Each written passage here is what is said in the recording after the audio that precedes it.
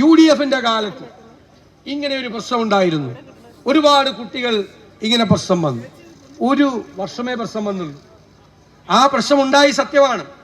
ആ പ്രശ്നമുണ്ടായ വർഷം കേരളത്തിൽ 1400 +1 ബാച്ചുകൾ അനുവദിച്ചുകൊണ്ടാണ് ഉമ്മൻചാണ്ടി സർക്കാർ അതിന് പരിഹാരം ഉണ്ടാക്കിയത്. ഇപ്പൊ ഇവിടെ എന്താ ചെയ്യുന്നത്? താൽക്കാലികമായി ഏച്ചുകെട്ടലാണ്. കേരളം മുഴുവൻ 20% സീറ്റ് വർദ്ധിപ്പിക്കുക, മലബാറിൽ 30% സീറ്റ് വർദ്ധിപ്പിക്കുക. അതിന്റെ ഫലം എന്താണ്? യഥാർത്ഥത്തിൽ അധ്യാപക വിദ്യാർത്ഥി അനുപാതം 1:40 ആണ്. 40 കുട്ടികളെ പാടുള്ളൂ യഥാർത്ഥത്തിൽ ക്ലാസ്. ഇപ്പൊ തന്നെ 50 കുട്ടികൾ ഓൾറെഡി ഈ +1 ക്ലാസ്സുകളിൽ ഉണ്ട്. നമുക്ക് സഹിക്കാം.